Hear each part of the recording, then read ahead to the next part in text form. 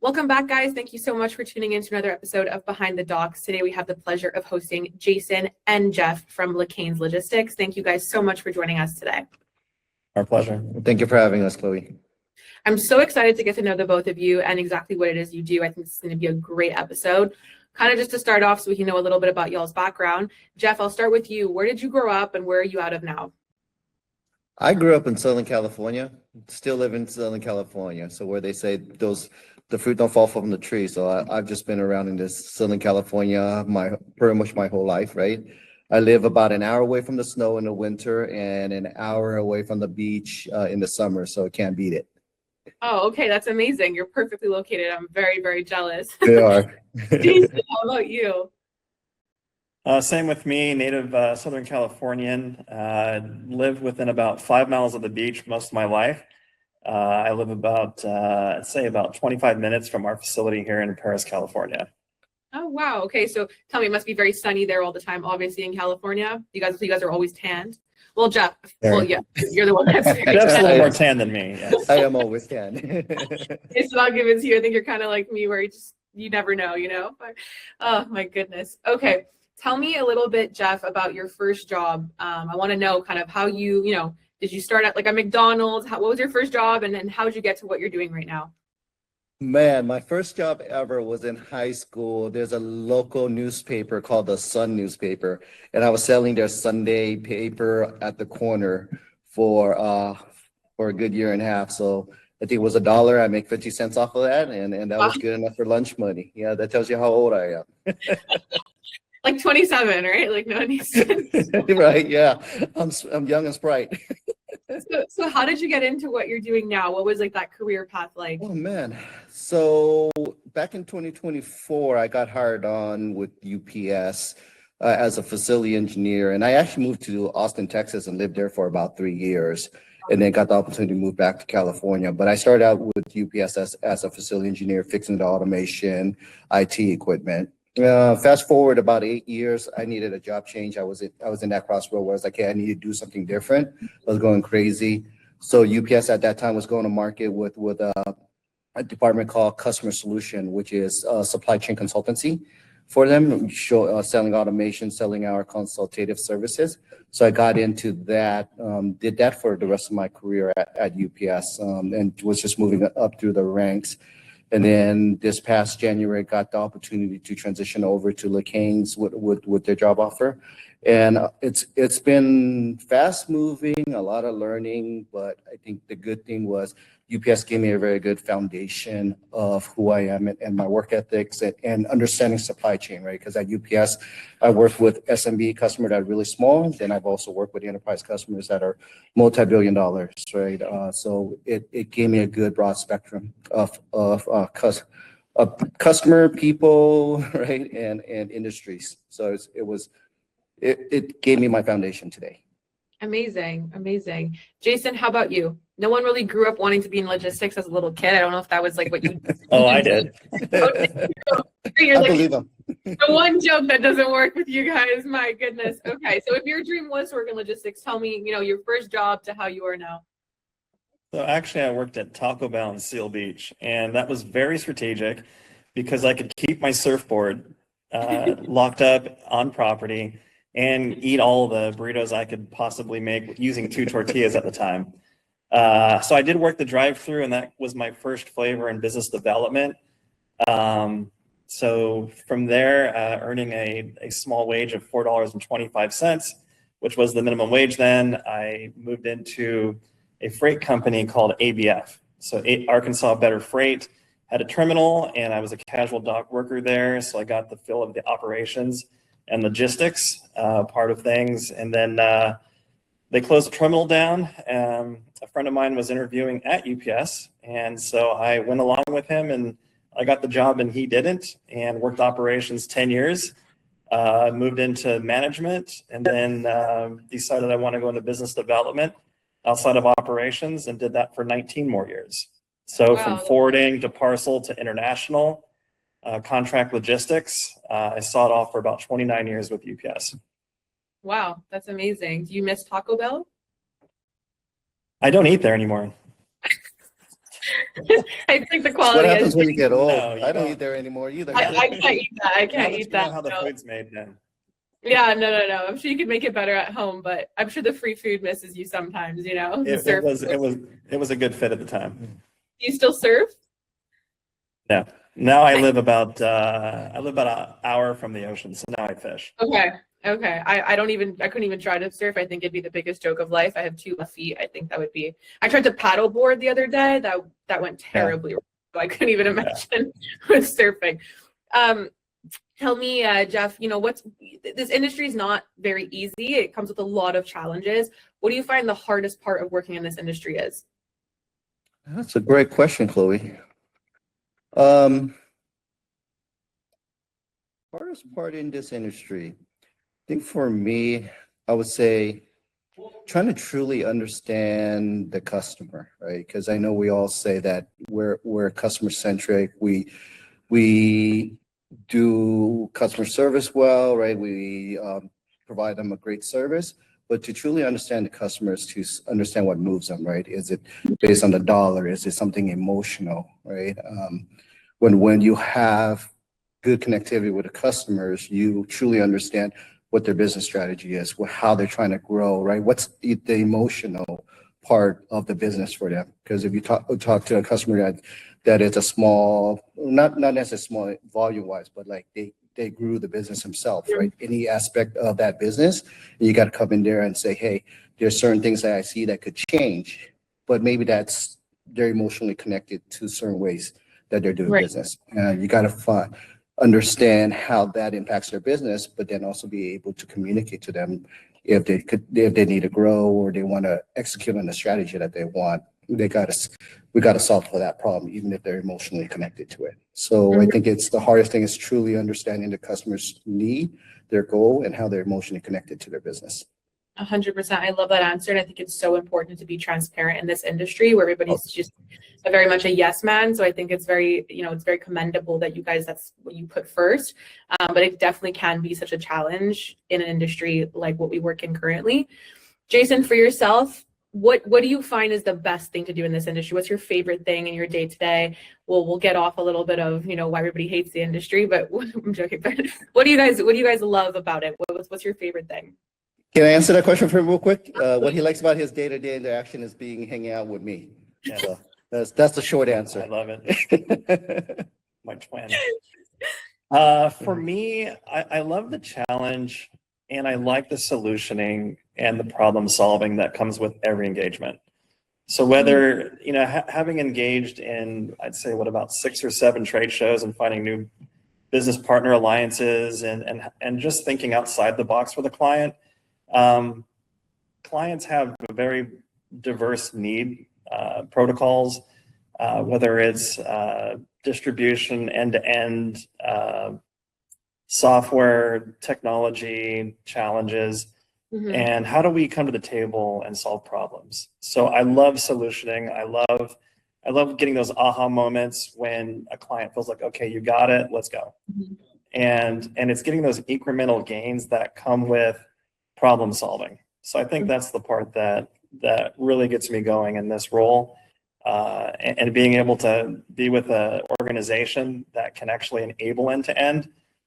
That's way more of a benefit than being put in a box. 100%. I totally get that. Can you tell me, Jeff, what your role is in the company and what it is you guys do exactly? Before we jump into that, can I add on to what Jason said? That like in the past 6 months, being able to build a network outside of my previous life, getting to know people in the industry has been a great thing too. Like getting to hang out with you guys from WareMatch, right? That's been an awesome experience, right? So I think that's definitely something that I enjoy out of the industry and doing what we do is networking and building those relationships. 100%. Jason, everyone knows that you have a great karaoke voice. Don't worry, I won't post the clip, but if anyone is watching that has ever seen Jason sing, it is a real treat. I had no voice that day. Way better than my singing, so I second that. No, I'd be curious what that sounded like because I thought I had no voice. I couldn't even talk that day. There's so much talking happening on that trade show floor. I totally get you. I was dead for days after coming back. But I'll send you that video with Ryan. It was quite funny. very cute memory. I'll re-ask the question that I asked before, but Jeff, what is it that you do exactly at the company, and tell me a little bit about what your company does exactly. Okay. So I am the VP of Sales for the U.S. market here at Lecangs. So what we're doing right now is really launching our U.S. brand, right? We are building out a go-to-market strategy to acquire new logos within the U.S. market, to partner up with other companies, other organizations that wish to do business with us, and really focus on brand equity and trying to grow the Lecangs brand, right? What I come to find out is like Lecangs all over Asia, people know us, right? Company knows us. But in the US, many companies don't know us unless they work with us or unless they talk to Jason or I or one of the representative here. So we're trying to change that, right? We're trying to build an image, trying to execute and get people to know what Lecangs does and what Lecangs does well. And on that note, what we do really well is move big and bulky, right? Furnitures, office furniture, outdoor furniture, outdoor equipment, fitness equipment. So we are designed to move big and bulky. Not the huge, big tractor trailer tires, but furniture, things like that. We have 15 facilities in the U.S., 21 globally, over 8 million square foot. It's a lot of automations and technology that are in place to help us to do that seamlessly and do it very efficiently. And because we're able to do it very efficiently, we're able to pass on a lot of that savings to our customer. Jason, anything you want to add to that? Does each location specify, does each location, what's the word in English?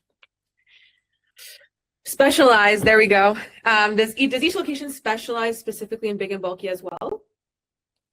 Or yes. Everything is big and bulky? The amount of technology in each location may vary depending on the need of the local market, but overall, all our racks are designed for big and bulky, right? We could put a pallet space could be, 50-pound boxes, right, to make up a whole pallet space, but that pallet space is going to be a pick location. We invest in a lot of forklifts, a lot of conveyors to be able to drive through all of that. And all of those are designed, right? We're not picking a small 1-pound boxes.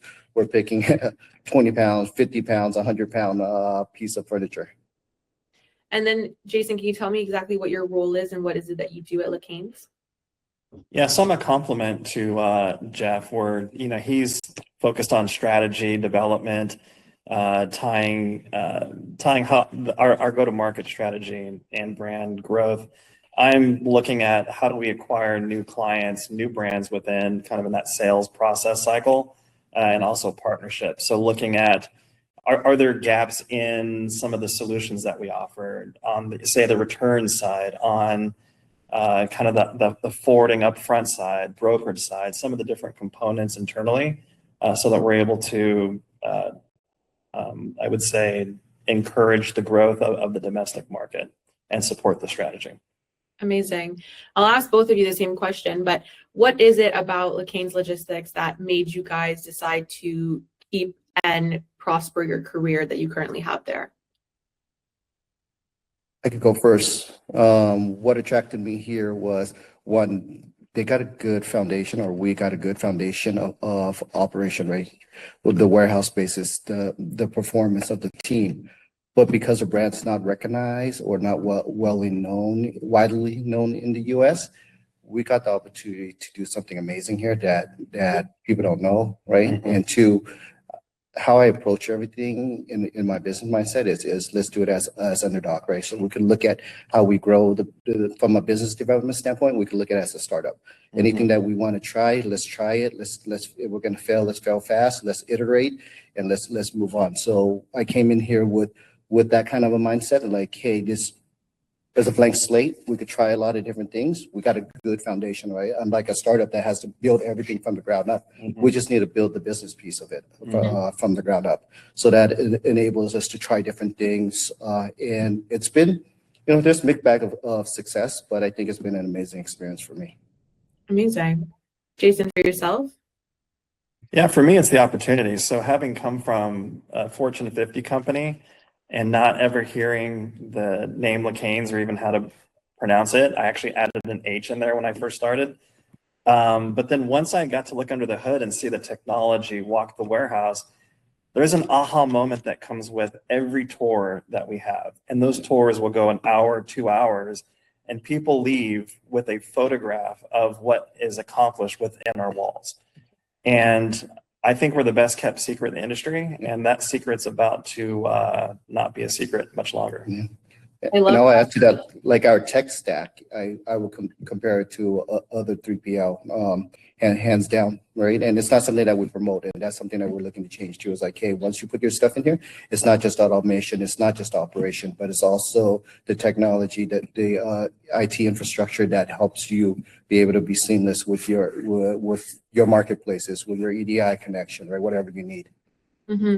I think Lecangs is very lucky to have both of you. I think that I'm very excited to learn more about what you guys are doing and see what these special projects are that you guys are going to announce soon, or how you're going to market yourselves.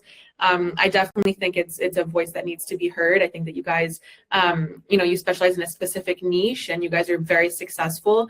And it's only about time before everybody knows who you are. And I think that it's something that people should know who you are because of how successful and what you guys do to service the market. Jeff, I have a question for you. What's one mistake you feel like companies commonly make when choosing a warehouse and fulfillment partner? What is the one mistake companies make when choosing a partner? That's a great question.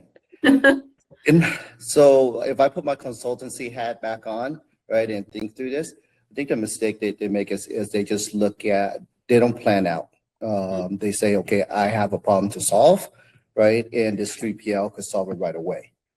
But instead of thinking strategically, it's like, okay, what do I need in the next 2 years? What do I need in the next 4 years, next 5 years, right? So going back to Lecangs, what we could do is like, hey, if you just need one container for 6 months right now, okay, let's talk through that. We'll help you do that. How do you plan on growing this business in the next 3 years, 4 years, 5 years, right? And we could help you expand that, right? Not just through our technology and our operational efficiency, but through our network of warehouses, right? So right now you may just go to California because it's cheapest and easiest to bring product in from Asia.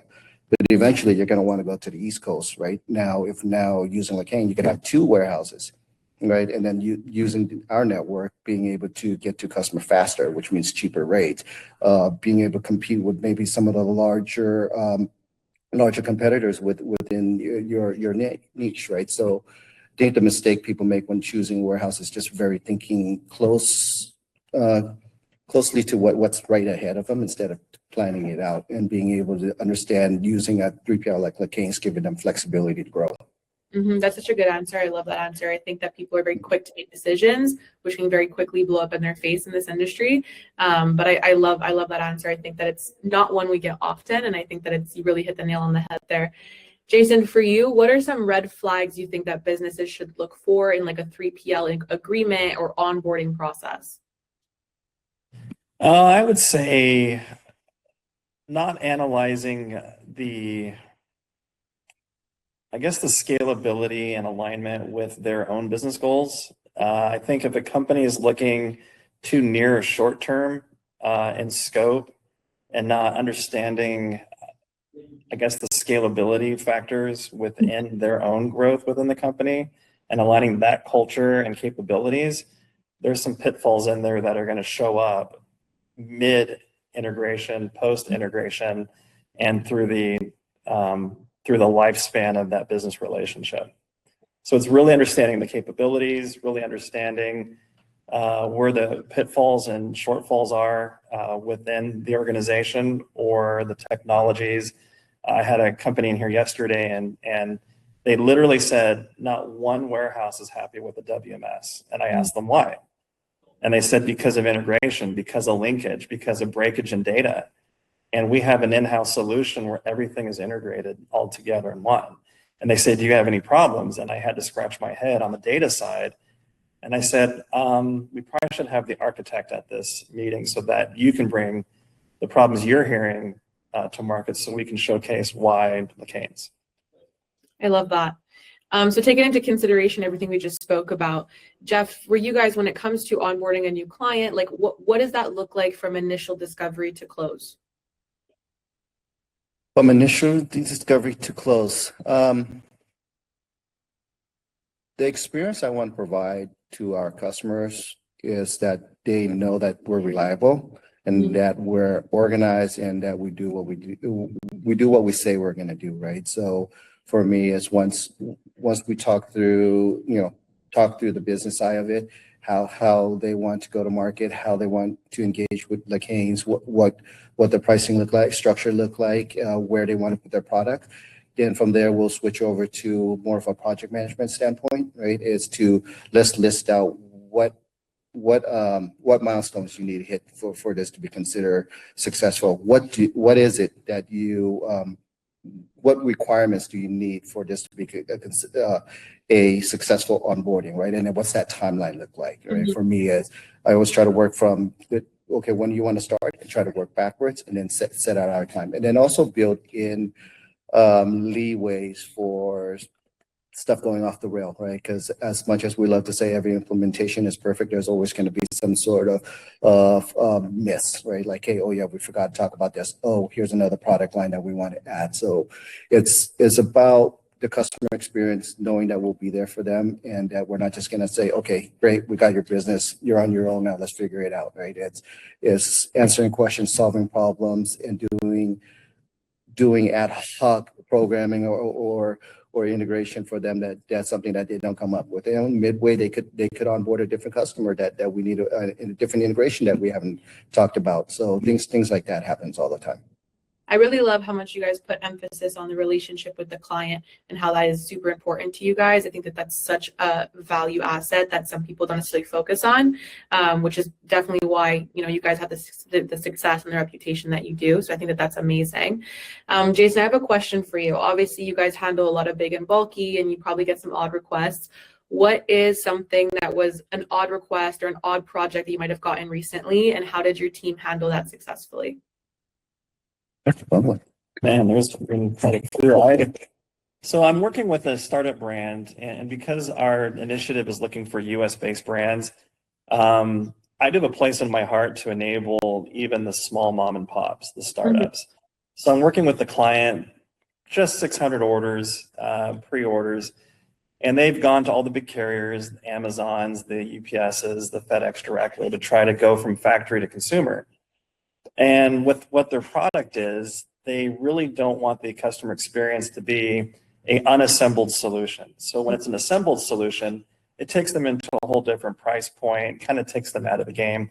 When they approached us because of our leverage as a 4PL project, I actually recommended they didn't come into our 3PL yet, but that we can enable your business from your factory, leverage our capabilities from their factory to get them going.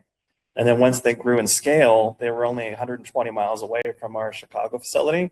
And then we can integrate and grow at that point. So for me, it's trying to solve a problem, even if it's coming down to what does it take to enable your business, and something as unique as a new age hamper that's going to revolutionize the laundry industry was the most recent one that I can share. Wow, that's amazing. It's very, very entertaining to hear about. I think that you guys must have a bunch of stories, honestly. And to continue on that kind of lighthearted question, I know that you guys have had very much of a successful career. I'll ask the question to each of you, but what is like your top, funny or oh shit moment learning value lesson that you might have had where now you think back and it's funny, but maybe at the moment it wasn't. But I always like to know because there's always a story. You have to think about that one. I have one. Go ahead, go first. Be careful what you say in a bathroom. You never know who's in the stall. So if you're having a very frustrating day, keep it internally, go outside, not in a facility. And I was washing my hands one night and the facility manager comes walking out after I kind of let off some steam. Oh boy. So, yeah. I'm sure you guys can laugh about that now. So yeah, we bonded and he ended up promoting me, which was interesting. But he really got to know what was inside my mind and heart. And all I wanted to do was make things better. And I was having a moment where things weren't going very well. And he heard it. And at first I felt this cold chill over my body. We talked about it and and I was rewarded for it actually. That's amazing. But I learned the walls have ears. 100%, they always do. I think it's so normal to express frustration, but I think maybe we should put a sign up in this bathroom here because I can tell you that sometimes in an office full of men, I can tell you that I have my moments, but I say them out loud. I don't care. See, for me is when you're, I remember a time when I first was starting out, and this was, God, 2012, 2014, when I really first started trying to sell. So I was trying to figure my way out how to sales pitch and how to pitch something. I went into a very small business. I mean, they were probably, $10,000 worth of shipping annually, right? Something very small. And I'm like, okay, I just learned this solution. Let me try to pitch it, right? So I went through, did my spiel, did some ROI that I just learned how to calculate and say, look, if you do this, right, you're going to grow your business by 100,000. Customer turn around and say, okay, I'm assigned and I'm going to expect 100,000, right? I'm like, oh shoot. And then he was a funny guy. He was like, "I'm just kidding. I know how this works. Yeah, you're just giving me some potential." But from there, I was like, "Okay, let me figure out how I pitched it because I didn't say potential. Like I know you're gonna grow your business because I was like full of confidence, right? A lot of bravado, young. So I went in there saying, "Yeah, if you buy the solution from me, you're gonna grow your business." And he's like, "All right, I'm gonna sign that. I'm gonna expect it." I'm like, "Oh crap." Definitely a learning lesson. You probably saw it on my face too. I was like, You're like, oh no, this wasn't in my class. Right, I don't remember how to handle this. No, that's so funny. I think we've all been there though. I think it's just like the career in sales. Sometimes you get so eager, especially when you first started in sales, you're so eager to close a sale. And then you're like, what do I do now? I need to promise him $100,000. Man, what am I going to do? Yeah. But clearly got you somewhere, so that's good. And thank goodness that the client was understanding and realized that you were just an eager salesperson. So that's always good. I think that in this space, everybody's very good at what they do. And we all have our specific niches, but I think marketing is something that's very difficult to do in this industry. And I think that it's very oversaturated, and sometimes, well, not sometimes, it is that a lot of 3PLs specifically as well were more in the older mindset, and marketing was never a huge focus. And now I think that we're realizing that we need to kind of catch up, and how can we differentiate ourselves? For you guys, what's an initiative that you take in, or how do you go about marketing yourselves? Because we always say marketing kind of sucks right now. So what is it that you guys do? You can each take the time to answer, or Lecangs in general, but I'd love to hear kind of like what you guys do internally to help that. The user button, sign up with WareMatch. Wasn't That came from me. I'd say right now we're getting a lot of traction through associations and alliances. I think every time we just walk out of our facilities, Jeff and I and the team, and we end up somewhere, we started wearing a shirt that has our name on it. And just the fact that many people can't pronounce it just starts a conversation. And then once we show them videos and we show them what we do, they're very interested in wanting to know more and know more and know more. So I think it's just being visible, it's being available, and it's just being known. I mean, there's a lot of competition, but we're quickly learning not everybody can do big and bulky, and not everybody can do big and bulky well, and not everybody has the end-to-end approach and the technology. So when that picture kind of gets colored in by us, and we get that picture out to everybody across the industry, the joke overseas is the sales team just sits there in the office and everybody calls them. I said, well, you have to earn that right. So right now we're earning that right here in the US, and we're coloring that picture in. Yeah, definitely working towards that for the brand recognition. But for me, for marketing, right, as Jason said, developing partnership and association, humanizing who Lecangs is, right? So people know us. They want to come up, right, and say hi, and then let's talk through what business challenge you have. The other thing too is we've been inviting a lot of people to come see our facility, right? We're open to tours.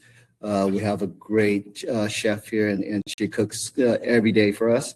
right? So Wow. 6 to 8 dishes. So yeah, we're spoiled. That's why I have to sit kind of high. That chin's starting to grow in again.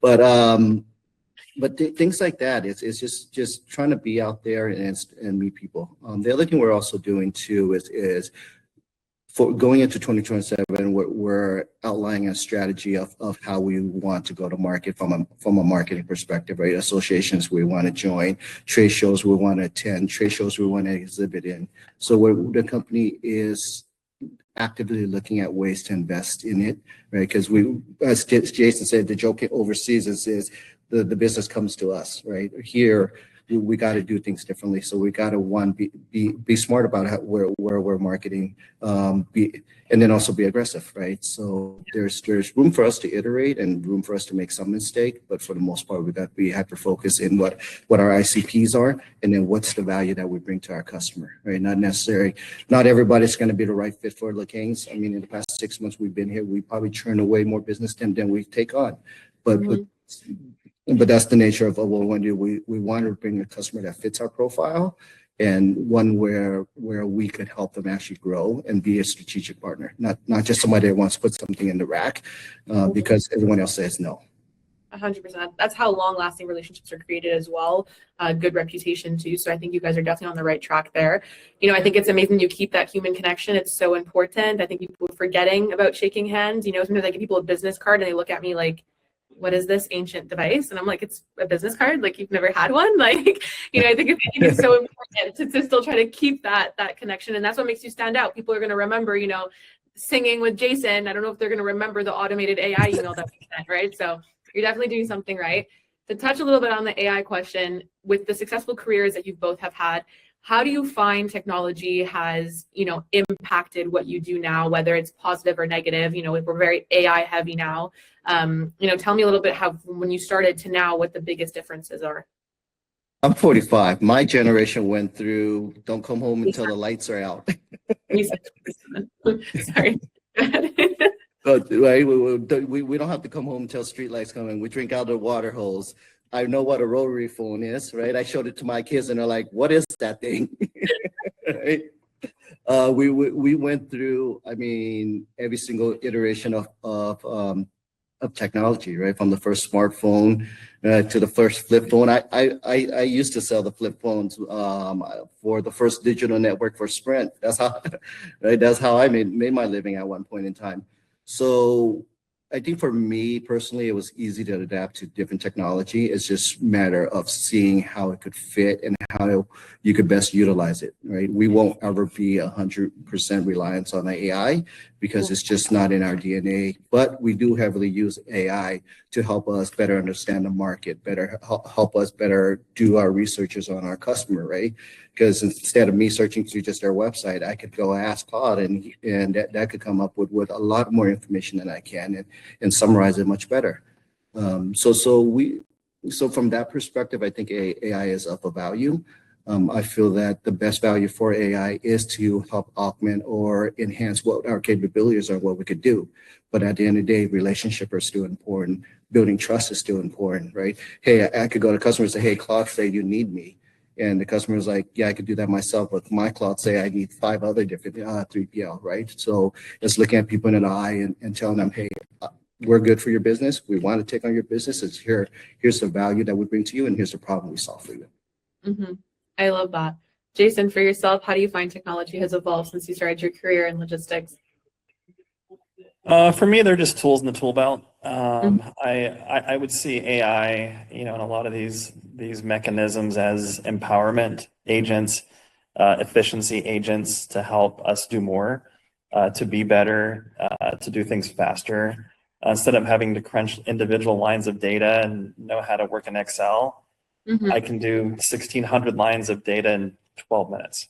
Right. So the speed to market can be faster. I can be empowered to get calculations and quotes and outreach so much faster with less resources, actually. So that's where the empowerment really comes in, efficiency. Yeah, especially for a small team like ours, right? We don't have a department that we can send to analyze everything.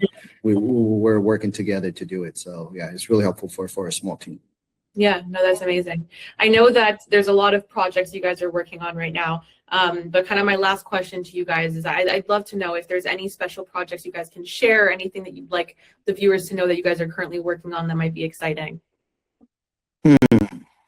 And we have two facilities that are owner operator that we're looking to fully outfit with robotics. Oh, So wow.